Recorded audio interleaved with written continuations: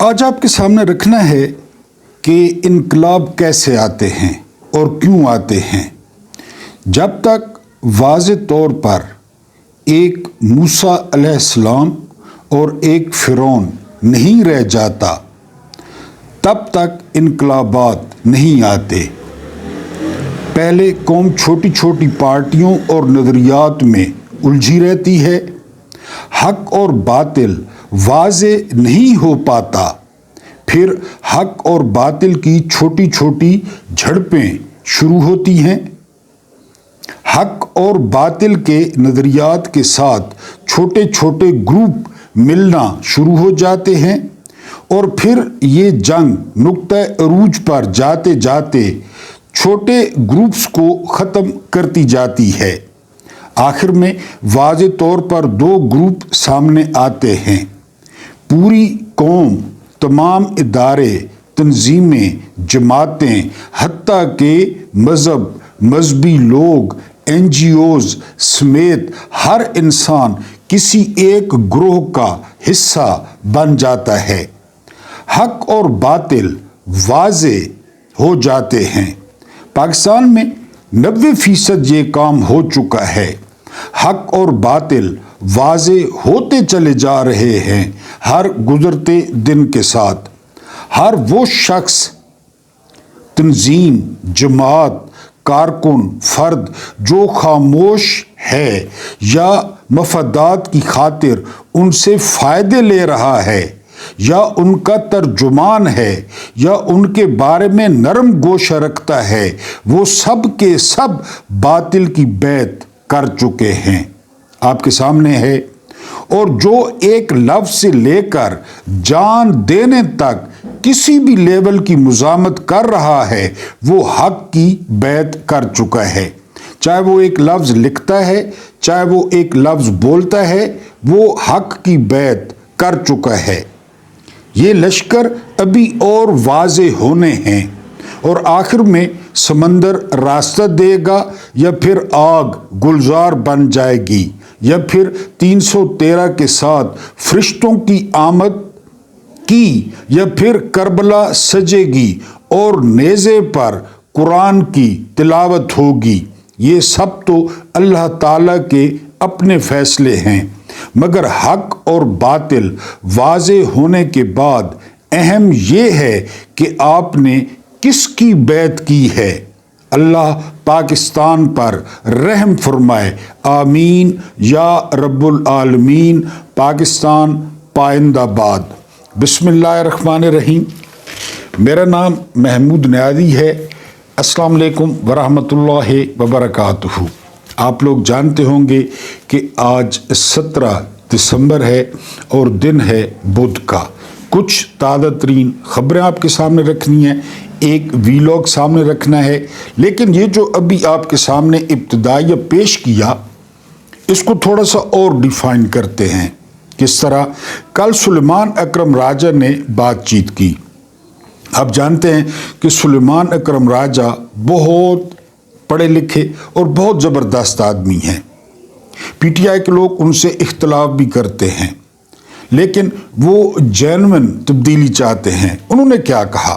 انہوں نے کہا کہ ذرا تصور کریں کہ 78 سال کا جس نظام پر قبضہ ہے، خدا نہ خواستہ آپ کے 5 مرلے کے پلاٹ پر قبضہ ہو جائے تو ذرا اس کو چھڑائیں نا قانونی طریقے سے یا بندے ساتھ لے جا کر، تو خدا نہ خواستہ کتنا نقصان ہو سکتا ہے، کتنا پیسہ لگ سکتا ہے، کتنا وقت لگ سکتا ہے، یہ آپ کو پتہ چل جائے گا۔ یہاں پہ قبضہ ہے 7,96,096 مربع کلومیٹر پر، اس رقبے پر قبضہ ہے۔ یہاں پہ قبضہ ہے 25 کروڑ غلاموں پر۔ یہاں پہ 10% لوگ 90% لوگوں کے وسائل استعمال کر رہے ہیں۔ تو کیا خیال ہے آپ کا کہ یہ اتنی آسانی سے قبضہ چھوڑیں گے؟ اس کے لیے ایک ایک لفظ بولا جانا، ایک ایک لفظ لکھا جانا، ایک ایک حق والے بولنے والے کو سننا اور پروموٹ کرنا، اس طرح انقلاب آتے ہیں۔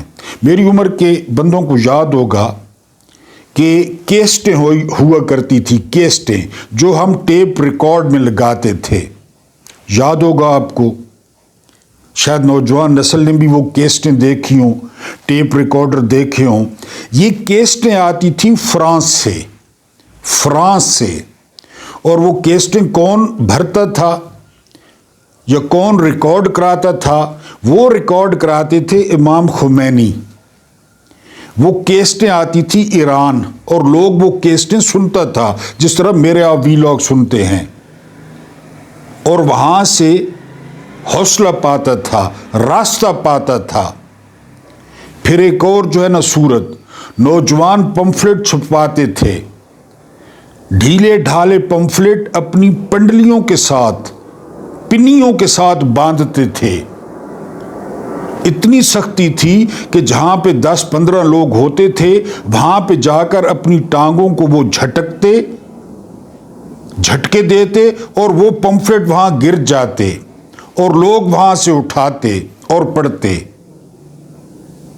لوگ آسان سمجھتے ہیں مسلمان ہونا، ذرا کرے نا مکہ کی 13 سالہ زندگی کا مطالعہ کبھی کرے نا، کہ 2 ٹکے کے لوگوں نے کیا کیا، اتنے نجیب نیک خوبصورت لوگوں کے ساتھ مکے کے جواریوں، شرابیوں، زانیوں نے کیا کیا، وہ 13 سال آپ پڑھیں طائف کے لونڈوں نے کیا کیا۔ تو یہ راتوں رات والی گیم نہیں ہے۔ ہاں، یہ حوصلہ افزا بات ہے کہ 2 گروپ جو ہے وہ سامنے آتے جا رہے ہیں۔ ایک واضح طور پہ وہ لوگ ہیں جو اس نظام سے فائدہ اٹھا رہے ہیں، جن کے مفادات ہیں، جو قوم کا خون چوسنے میں برابر کے شریک ہیں۔ اس سے پہلے کہ میں آپ کے سامنے کچھ تازہ ترین خبریں رکھوں، ویلاگ رکھوں، آپ سے درخواست یہ ہے کہ ہم نئی کمیونٹی بنا رہے ہیں، کیونکہ جو ہماری پہلی کمیونٹی ہے، جو پہلی برادری ہے یوٹیوب والی، جو پہلی فیملی ہے، وہ ہم سے ناراض ہے، یعنی وہ ویلاگ ان کے پاس دیکھنے کے لیے وقت نہیں ہے۔ تو ہمیں ایسی ایکٹیو کمیونٹی چاہیے جو ویلاگ دیکھیں، جو ویلاگ کو شیئر کریں، جو ویلاگ کو لائک کریں، اور سب سے امپورٹنٹ کہ وہ ویلاگ کو کلک کرنے کے بعد اس کو پورا دیکھیں، کوئی چیز اس میں سے سکپ نہ کریں۔ یہ ہماری بہت بڑی سپورٹ ہوگی، اور مجھے امید ہے کہ یہ جو نئی کمیونٹی ہے یہ میرا پورا ساتھ دے گی۔ اب پہلی خبر ملاحظہ کریں کہ کس طرح 10% لوگ 90% لوگوں کے حق پہ ڈاکہ مار رہے ہیں۔ مفتاح اسماعیل صاحب کہتے ہیں، سابق وزیر خزانہ ہیں، نون لیگ کے بڑے قریب تھے، کہ 2 ماہ میں 43 ارب روپیہ ایم این ایز کو جاری کیا گیا ہے۔ 2 ماہ میں 43 ارب روپیہ۔ اب آپ لوگوں کے مختلف ایم این ایز ہوں گے، آپ لوگ مختلف علاقوں سے تعلق رکھتے ہوں گے، ذرا مجھے کمنٹس میں بتائیں کہ آپ کے حلقے میں کوئی اربوں روپیہ لگا ہوا نظر آیا؟ رشوت ہے، اور ویسے بھی حرام ہے۔ کیوں کہ ان میں سے 90% ہارے ہوئے ہیں، یہ جن کو دیا گیا 90% ہارے ہوئے ہیں 8 فروری کو، اور کتنا دیا گیا؟ 43 ارب 2 مہینوں میں۔ کہ سسٹم کے ساتھ رہیں، ترمیمیں کرائیں۔ اگر ہم ان کو ڈکلیئر کر دیں کہ یہ کل سے ہیجڑے ہیں، اس کے حق میں ووٹ ڈالیں کہ ہاں ہم ہیجڑے ہیں، فائدہ اٹھانا ہے، نظام کے ساتھ رہ کر جو ہے وہ فائدہ اٹھانا ہے۔ عمران خان کی کیا جنگ ہے؟ عمران خان آج ساتھ مل جائے، عمران خان آج برطانیہ چلا جائے، عمران خان آج سعودیہ چلا جائے سرور پیلس کی طرح، عمران خان آج یو اے ای چلا جائے، موجاں ہی موجاں، پوری دنیا عمران کو ہاتھوں پہ اٹھائے گی۔ کسی ٹیم کی کوچنگ کر لے، کروڑوں روپے منتھلی کمائے گا، کمنٹری شروع کر دے، کروڑوں روپے منتھلی کمائے گا، جیل میں سڑ رہا ہے، سیل میں، کیونکہ وہ اس نظام کا بینیفیشری نہیں ہے۔ اگلی خبر سنیں۔ اگلی خبر یہ ہے، یہ انصار عباسی کی خبر ہے، جنگ اخبار کی، کہ ایک طاقتور شخصیت اور 3 پی ٹی آئی کے بندے یہ آپس میں مذاکرات کر رہے ہیں، اور مذاکرات کا جو مرکز ہے وہ ہے کوٹ لکھپت۔ اب ڈاٹ کنیکٹنگ کریں، کوٹ لکھپت میں کون ہے؟ شاہ محمود قریشی۔ آگے انصار عباسی لکھتے ہیں کہ کوٹ لکھپت کی قیادت کو قائل کیا جا رہا ہے کہ وہ جو بیانیہ ہے اس کو نرم کرے، ہمارے ساتھ مل جائے۔ آپ کو یاد ہوگا فواد چودھری ملنے گئے، وہ ایک کراچی کا فراڈیا محمود مولوی، ایک وہ تبدیلی والا عمران اسماعیل، یہ ملنے گئے تھے۔ آج یہ سٹوری کی ہے انصار عباسی نے کہ کوٹ لکھپت میں کوئی کھچڑی پک رہی ہے۔ ٹھیک ہو گیا جی۔ حافظ نعیم الرحمان یہ جماعت اسلامی کے ہیں، اور کل 16 دسمبر تھا۔ آپ جانتے ہیں جماعت اسلامی سے ہزار اختلافات ہیں، لیکن جو مشرقی پاکستان میں جماعت اسلامی کا کردار تھا وہ بڑا شاندار تھا، انہوں نے بڑی کوشش کی۔ اور آپ کو یاد ہوگا کہ ابھی پچھلے دنوں تک 80 سال کے بزرگوں کو وہ جو ڈائن تھی حسینہ واجد، وہ پھانسیاں دیتی رہی جماعت کے بندوں کو۔ حافظ صاحب کہتے ہیں کہ یحییٰ خان، ذوالفقار علی بھٹو اور مجیب الرحمان یہ پاکستان توڑنے کے مرکزی کردار تھے، اس میں کوئی شک نہیں ہے، کوئی شک نہیں ہے۔ مجیب کو مجبور کر کے اس راستے پہ لے جایا گیا اور مجبور کیا یحییٰ نے اور بھٹو نے، جو پیپلز پارٹی والے بڑی خوشی سے شیئر کرتے ہیں۔ جو ذوالفقار علی بھٹو نے قرارداد پھاڑی اقوام متحدہ میں، وہ کیا تھی پتہ ہے آپ کو؟ وہ پولینڈ کی قرارداد تھی۔ پولینڈ نے قرارداد پیش کی کہ مشرقی پاکستان میں فوری جنگ بندی کی جائے، جس کو بھٹو نے پھاڑ کے اڑا کے پھینک دیا کہ میں جاؤں گا اور لڑوں گا، کیونکہ اگر مشرقی پاکستان نہیں بنتا تھا تو اس کی تو 80-86 سیٹیں تھیں۔ تو یہ حافظ نعیم صاحب نے حقیقت بیان کی ہے۔ ٹرمپ نے BBC پر $10 ارب کا ہرجانے کا دعویٰ کر دیا ہے، $10 ارب کا، کہ ان کی جو خبریں ہیں وہ امریکہ کے بارے میں یا واشنگٹن کے بارے میں ٹھیک نہیں ہیں۔ بہرحال دیکھتے ہیں، وہاں تو انصاف ہوتا ہے۔ اگلی خبر یہ ہے کہ دنیا کے جو اس وقت 10 امیر ترین افراد ہیں، پاکستان والی جو کنڈیشن ہے، ان کی جو دولت ہے وہ پہنچ گئی ہے $2.5 کھرب۔ یہ ہے سرمایہ دارانہ نظام، یہ ہے کیپٹلزم، جس کی تقریباً ہر مذہب مخالفت کرتا ہے، ہر مذہب۔ کیونکہ اگر آپ مذہب پہ چلیں گے، اگر آپ ٹھیک چلیں گے، اگر آپ معاشرے کے پسے ہوئے طبقات کا خیال کریں گے، تو $2.5 کھرب 10 بندوں کے پاس ہو ہی نہیں سکتا، ہو ہی نہیں سکتا۔ اب دیکھیں کہ اس میں ایلون مسک کے پاس $638 ارب ہیں، $638 ارب۔ اندازہ کریں، یہ ایک ایٹمی طاقت ہے، اور اس کے جو ریزروز ہیں، جو ہماری بچت ہے کہ ہم نے جنگ لڑنی ہے خدا نخواستہ یا کوئی اور مصیبت، وہ $16 ارب ہیں، اور وہ بھی مانگے ہوئے ہیں، بس ہم نے شو پیس کی طرح رکھے ہوئے ہیں۔ اور مسک کے پاس $638 ارب ہیں۔ اور آپ جانتے ہیں کہ مسک نے آخر مرنا ہے، اور یہ بہرحال جو لیری بیچ ہیں ان کے پاس وہ دوسرے نمبر پہ ہیں، ان کے پاس بہت فرق ہے، $265 ارب ہیں، $265 ارب۔ اور آپ جانتے ہیں کہ پاکستان $1 ارب کے لیے کیا کچھ کرتا ہے۔ ٹرانسپورٹرز کی ہڑتال جاری ہے، کسی کو کوئی پرواہ نہیں ہے۔ عمران خان کی بہنوں پہ پانی پھینکا جا رہا ہے، اس میں کیمیکل ملایا جا رہا ہے، لیکن اب دوائیوں کی قلت پیدا ہونا شروع ہو گئی ہے، یہ بھی کسی کو کوئی پرواہ نہیں ہے۔ ان کے اپنے ڈاکٹرز ہیں، ان کے گھروں میں ڈسپینسریاں ہیں، دوائیوں کا ان کا ذخیرہ ہے، اور اگر ڈسپلن بھی ان کو چاہیے ہو پارلیمنٹیرینز کو تو یہ وہاں سے فری لیتے ہیں۔ یہی حال فوجیوں کا ہے۔ تو عام آدمی اگر کوئی اس میں خدا نخواستہ 100 200 400 500 اگر دوائیاں نہ ملنے کی وجہ سے وہ اگر رخصت بھی ہو جاتا ہے تو ان کی صحت پہ کیا اثر پڑتا ہے؟ بہرحال دوائیوں کی قلت کا خطرہ ہو گیا ہے۔ سڈنی میں ایک واقعہ ہوا، اور حسب معمول جو انڈین میڈیا تھا انہوں نے بلاؤز پھاڑ لیے، کوٹ اتار دیے، اور اس کے علاوہ منہ نوچ لیے، بال نوچ لیے، اپنے جو سامنے ڈائس پڑا ہوتا ہے اس پہ مرغے بن گئے کہ جی مسلمان۔ وہ اب اللہ کیا ہے کہ اس کا تعلق حیدرآباد سے نکل آیا ہے وہ مسلمان لیکن وہ ہے انڈین۔ یہ तकरीबन 6-7 दफ़ा इंडियन आ चुका है। इसके अलावा बाप बेटे ने जो है ना वो फिलिपाइन में ट्रेनिंग ली, ऑस्ट्रेलिया में कत्लेआम किया।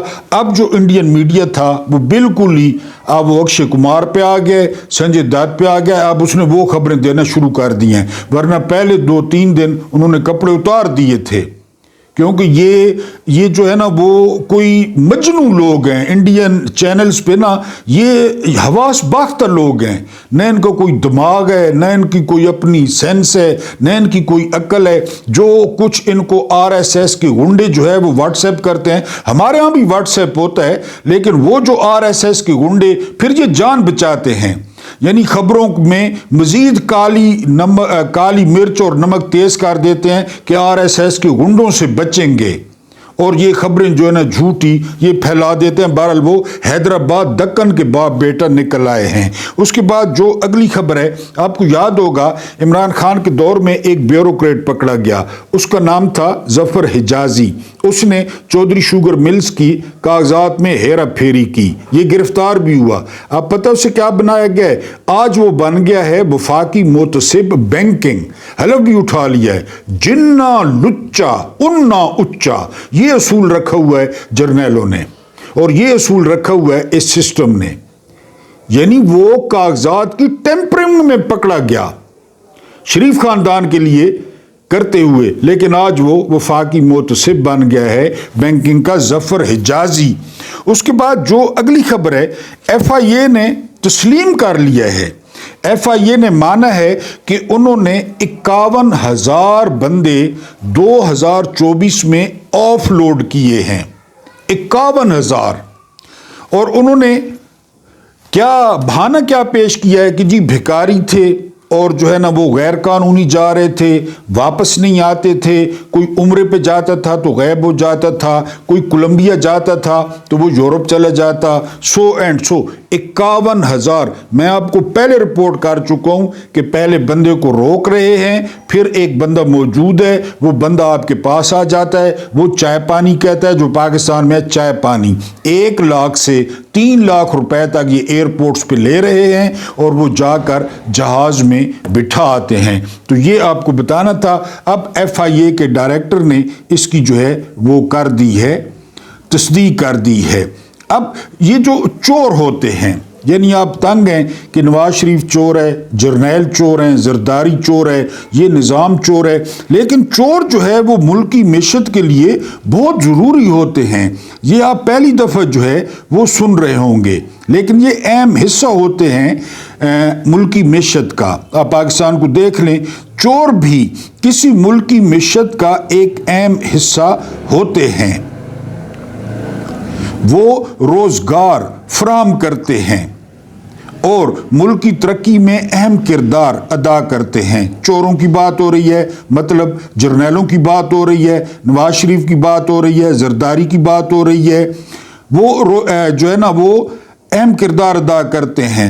आपको ये पढ़कर हैरत हो सकती है, लेकिन मैं इस पर कुछ रोशनी डालता हूँ और आपको कायल करने की कोशिश करता हूँ कि ये चोर कितने मुफीद होते हैं। सेफ, वो जो आप खरीदते हैं दुकानों से, ताले, लॉकर, अलमारी वगैरह सिर्फ चोरों की वजह से बनते हैं। इस पेशे की बदौलत इन अशिया को बनाने में शामिल कई फैक्ट्रियां और वर्कशॉप्स रोजगार फराहम करती हैं। अगर ये न होते तो यहाँ तक कि घरों में मेमारों और कारकुनों को खिड़कियों और दरवाज़ों पर लीच, ताले, ग्रिल लगाने का काम मिलता है इनकी वजह से। फिर घरों, दुकानों, स्कूलों, कॉलेजों, दफ्तरों और कारखानों की हिफाजत के लिए सिक्योरिटी गार्ड्स और चौकीदार जरूरी हैं चोरों की वजह से। वो कंपनियां जो सीसीटीवी कैमरों और मेटल डिटेक्टर्स और सिक्योरिटी सिस्टम्स तैयार करती हैं, वो भी मुलाजमीन पैदा करती हैं। ये भी चोरों को फ़ायदा है कि चोर मुल्क की मैशत के लिए कितने ज़रूरी हैं, और ख़ासकर पाकिस्तान और हिंदुस्तान जैसी सोसाइटी के लिए। जी, उसके बाद चोरों की वजह से पुलिस अफसरान, अदालती अमला, जज, वकला और दीगर मुलाजिम हैं। चोर नहीं होंगे तो ये कहां से खाएंगे। पुलिस के लिए रुकावटें, हथियार, गोलियां, लाठियां, यूनिफॉर्म, गाड़ियां और मोटरसाइकिलों की खरीदारी से मैशत को फरोग देने में मदद मिलती है। अगर ये ना हो तो फिर ये तो सारी मैशत रुक जाएगी। चोरों की बदौलत जेल, जेलर और जेल के अमले के पास नौकरियां हैं। अगर ये ना हो तो फिर जब मोबाइल, लैपटॉप, कार, मोटरसाइकिल, बरकी आलात, पर्स या लिपस्टिक जैसी एशिया चोरी हो जाती हैं तो लोगों को उन्हें दोबारा खरीदना पड़ता है, जिससे कारोबार को तरक्की मिलती है और कारोबार को फरोख्त मिलता है। अब आप देखें ना, IMF से हम डॉलर्स लेते हैं, ये रस्ते में अपने अकाउंटों में शिफ्ट कर देते हैं, हम फिर IMF से लेते हैं, फिर मेहनत करते हैं, फिर उस पे सूद देते हैं, फिर कर्जा मिलता है, फिर कारोबार चल पड़ता है। और 78 साल से हमारे साथ यही हो रहा है। और पाकिस्तान का जो कारोबार है, इन चोरों का जो कारोबार है, किसी के मेफेयर बन गए, किसी के दुबई में बिलावल हाउस बन गए, किसी की स्पेन में जायदादें बन गई, कादिफा हदीसा के मकान इंग्लैंड में निकल आए। तो ये अगर न होते तो हम कहां जाते। मशहूर और बदनाम चोर अक्सर सियासत में आते हैं, जहां बड़ी बड़ी चोरियां भी होती हैं। अभी आपको बताया सारा मुल्क यूं पे चल रहा है। और भी बहुत कुछ कहा जा सकता है, लेकिन मजमूई तौर पर मुल्क की मैशत में चोरों का हिस्सा काबिल जिक्र है। अगर आप पाकिस्तान की सियासत से, पाकिस्तान के मुआशरे से चोरों को निकालते हैं तो पीछे क्या बचेगा? सिराजुल हक या पीछे क्या बचेगी? तबलीगी जमात? क्या आप चाहते हैं कि मुल्क बिल्कुल बेरौनक हो जाए और मुल्क में चोरों की किल्लत हो जाए और हमें चोर इंपोर्ट करने पड़े? बहरहाल चोरों का जो है वो इसका मैशत में वो बड़ा अहम किरदार है। इमरान खान के बेटों ने जो है ना वो इंटरव्यू दिया है, और इंटरव्यू दिया है दी फॉक्स न्यूज़ को। फॉक्स न्यूज़ जो दुनिया के 5 तकरीबन बड़े इदारे हैं उनमें उसका शुमार होता है। और अब तक इमरान खान के बेटों का जो इंटरव्यू है वो रिकॉर्ड सतह पर देखा गया है।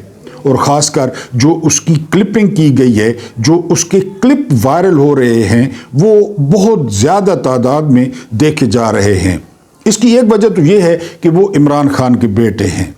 दूसरी वजह यह है कि इमरान खान की मकबूलियत आप जानते हैं कि पाकिस्तान में और पाकिस्तान से बाहर वो कितनी ज़्यादा है। और तीसरी बात उन लड़कों का कमाल है, खासकर कासिम खान का।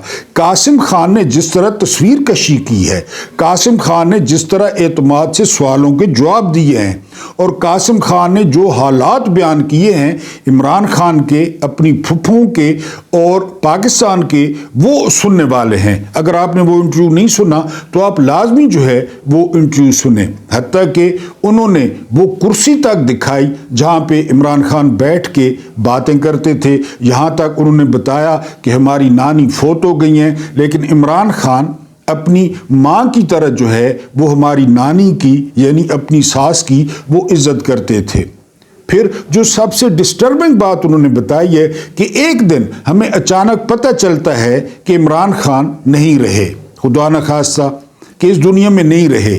और ये अफगानिस्तान के मीडिया ने भी रिपोर्ट किया और इंडिया के मीडिया ने भी रिपोर्ट किया। तो कासिम खान कहते हैं कि आप अंदाज़ा कर सकते हैं, क्योंकि हमारे पास तस्दीक का कोई ज़रिया नहीं था।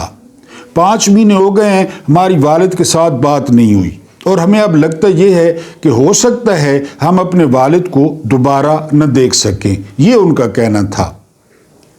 और फिर वो ये कहते हैं कि इमरान खान हमें कहते थे कि आपने अगर प्रोफेशनल क्रिकेट खेलनी है तो अपने अंदर जो है ना पैशन और मेहनत पैदा करें। लेकिन उन्होंने कहा कि हमने प्रोफेशनल क्रिकेट नहीं खेलनी, हम सिर्फ फन के लिए जो है वो क्रिकेट खेलते हैं। इसके अलावा उन्होंने अपना अगला लाहेअमल बताया कि वो जनवरी में ब्रसल्स जा रहे हैं, और इसके अलावा वो जा रहे हैं अमेरिका, अक़वाम मुत्तहिदा में, कि उनकी बात सुनी जाए और उनके बाप के लिए कोई इंसानी हकूक़ की जो तंजीमें हैं वो जो है वो कोई बात करें। और उन्होंने वाज़े तौर पे कहा कि मेरे वालिद साहब इसलिए जेल के अंदर नहीं हैं कि वो करप्ट हैं, वो इसलिए जेल के अंदर हैं कि वो करप्ट नहीं हैं, वो सिस्टम का हिस्सा नहीं है, वो सिस्टम को नहीं मानते।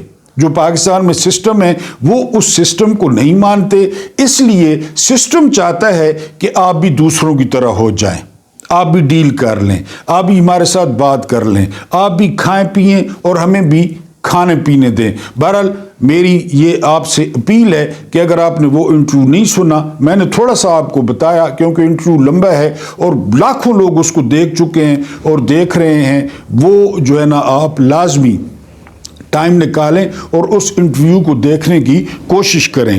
اگلی خبر جو آپ کے سامنے رکھنی تھی وہ خبر ہے اسرائیل سے۔ اسرائیل ٹائمز ایک بہت بڑا اخبار ہے، اسرائیل کا دنیا میں بھی پڑھا جاتا ہے اور آپ جانتے ہیں کہ اسرائیل کے موقف کو وہ پیش کرتا ہے۔ وہ کیا کہتا ہے؟ رائٹرز نے بھی اس کو رپورٹ کیا ہے۔ اسرائیل ٹائمز رپورٹ کرتا ہے کہ یہ جو کچھ آپ پاکستان میں دیکھ رہے ہیں، یہ جو اس کی اجازت ملی ہوئی ہے کہ جو مرضی ہے آپ کریں، نہ یورپی یونین بول رہی ہے، نہ امریکہ بول رہا ہے، نہ دوسرے ممالک بول رہے ہیں، اور جو عاصم منیر صاحب آرمی چیف بنے، پھر اس کے بعد وہ فیلڈ مارشل بنے، پھر اس کے بعد وہ CDF بن گئے، تو یہ اتنی الٹیمیٹ طاقت جو حاصل ہوئی ان کو، اس کی ایک ریزن ہے۔ اب تھوڑا سا ماضی میں جاتے ہیں۔ بلیک ستمبر پہ میں نے ایک ویلاگ کیا تھا، پیچھے پڑھو ہوگا۔ بلیک ستمبر کیا تھا؟ بلیک ستمبر یہ تھا کہ ایک پاکستانی بریگیڈیئر ضیاء الحق نے اردن میں مبینہ طور پہ ہزاروں فلسطینی مار دیے تھے، PLO کے، یعنی وہ جو مہاجرین تھے۔ اس کے بعد وہی ضیاء الحق وہ آرمی چیف بنتے ہیں، وہی ضیاء الحق وہ بھٹو کو پھانسی پہ لٹکاتے ہیں۔ اب حمید گل کی بات ذہن میں لائیں، لیفٹیننٹ جنرل کی، کہ امریکہ کی اجازت کے بغیر یہاں پہ کوئی آرمی چیف نہیں بنتا۔ یہ تو آرمی چیف بن گئے، آگے کیا سے کیا بن گئے، سب کچھ بن گیا، آپ کو پتہ ہے۔ تو مین جو وجہ ہے وہ ہے فوج کا بھیجنا غزہ میں، یہ مین وجہ ہے کہ سارا کچھ برداشت کیا جا رہا ہے۔ یعنی خالی آپ رات کا واقعہ دیکھیں کہ اڈیالہ کے باہر رات کو کیا بربریت ہوئی، کیا ظلم ہوا، نہتے لوگوں پہ، سڑک پہ بیٹھے ہوئے لوگوں پہ نعرے لگا رہے تھے، آگ جلائی ہوئی تھی، نعرے لگا رہے تھے، کیا کر رہے تھے وہ، لیکن کسی نے کوئی پرواہ نہیں کی۔ ایک منٹ کے لیے فرض کریں، ایک منٹ کے لیے، کہ یہ ہوتا ہے نواز شریف خاندان کے ساتھ، یہ ہوتا ہے زرداری خاندان کے ساتھ، یہ کسی بھی مافیا کے خاندان کے ساتھ ہوتا ہے، آپ اندازہ کریں کہ پاکستانی میڈیا اور دنیا میں بھونچال آ جائے گا۔ اور ان میں خوبی کیا ہے؟ کیونکہ یہ ان کے مورے ہیں، ان کے پاس حرام کی دولت ہے، ان ملکوں میں ان کے اربوں روپے پڑے ہیں، ان کو پتہ ہے عمران کے خاندان کے ساتھ سب کچھ ہو رہا ہے، کسی کو پرواہ نہیں ہے۔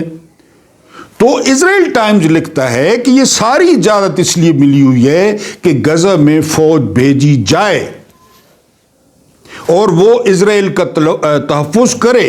میں آپ کو کل بتا چکا ہوں، ایک تو ہماری یادداشت کمزور ہے، کہ معاہدے کے بعد 962 دفعہ اسرائیل جنگ بندی کی جو ہے نا وہ کر چکا ہے، خلاف ورزی کر چکا ہے، 962 دفعہ، کوئی پوچھنے والا نہیں۔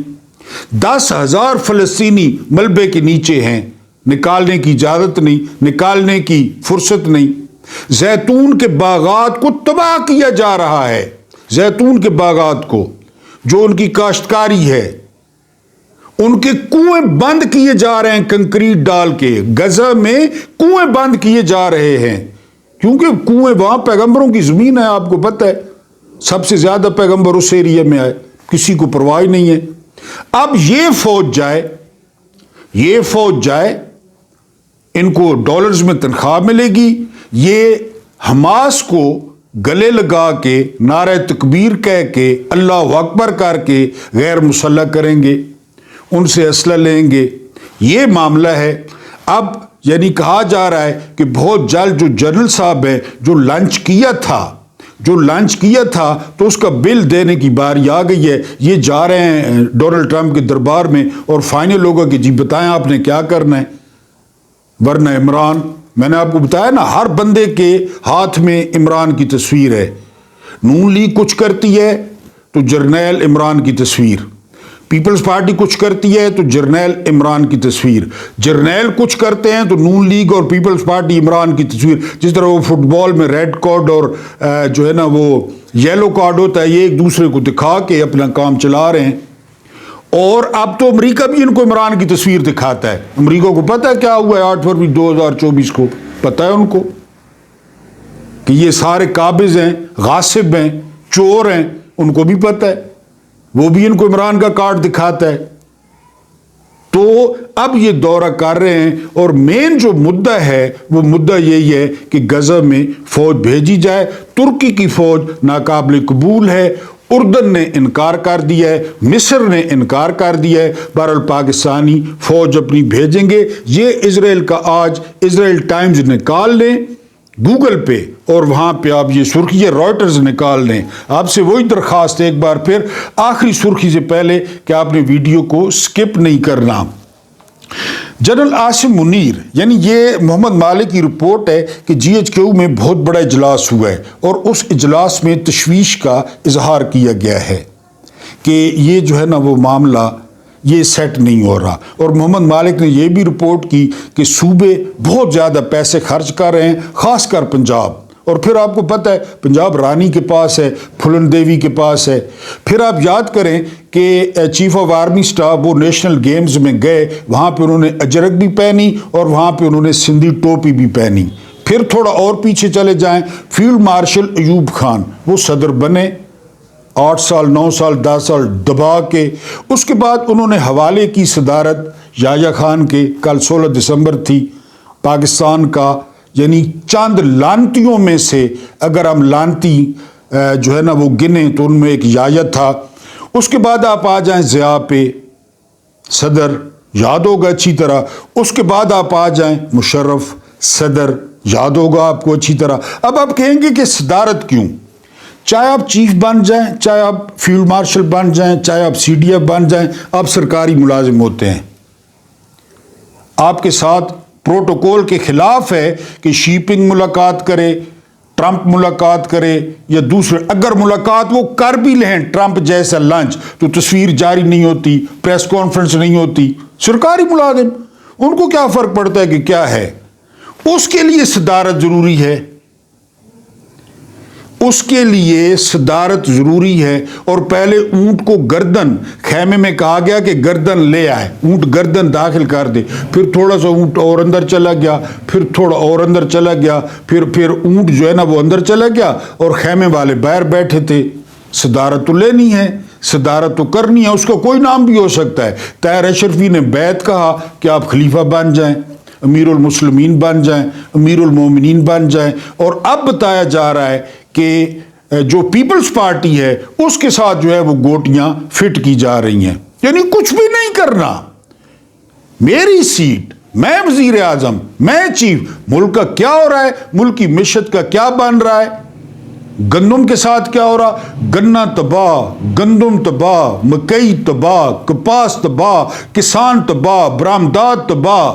کوئی فرق نہیں پڑتا، ہم نے اپنا وہ کرنا ہے. یعنی صابر شاکر بتا رہے تھے کہ کسانوں سے بات ہوئی، کسان کہتے ہیں کہ عمران خان کے وہ 3 سال تھے جب ہم کو گیٹ پر گنے کی پیمنٹ ہوئی، گیٹ پر، اور ہمیں پورا وزن ملا، ہمیں پوری پیمنٹ ملی. گنے والے کہہ رہے تھے اب کسی کو پرواہ نہیں ہے کیونکہ ہر کسی کو اپنی پڑی ہوئی ہے، ہر کوئی دہاڑیاں لگا رہا ہے کہ یہ جو سسٹم ہے ریت پہ کھڑا ہے، کسی وقت بھی کچھ ہو سکتا ہے. سارے جعلی ہیں سارے. یہ جو صدر بنا ہے یہ فارم 47 کی اسمبلی سے، یہ جو وزیر اعظم بنا ہے فارم 47 کی اسمبلی سے، یہ جو سینٹ بنا ہے فارم 47 کی اسمبلی سے، یہ جو گورنر بنے ہیں فارم 47 کی، سارا فارم 47.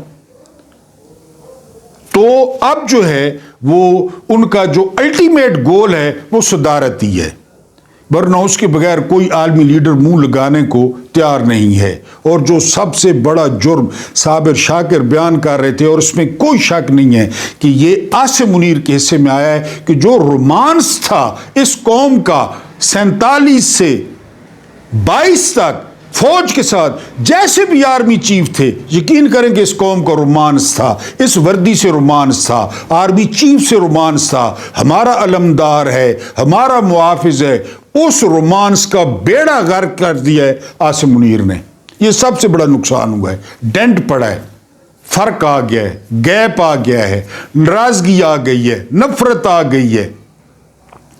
اور اس کی سب سے بڑی وجہ 8 فروری 2024 کے ہماری امانت چوری کر لی، ہماری امانت میں خیانت کر دی، ہماری اجتماعی جو ہے نا وہ شعور کا مذاق اڑایا گیا، ہمیں اس قابل نہیں سمجھا گیا کہ ہم اپنے حکمران چن لیں، اور ہمارے ساتھ ایسی ضد، جس کو ہم پسند کرتے ہیں وہ جیل میں، جن سے ہم نفرت کرتے ہیں وہ حکمران۔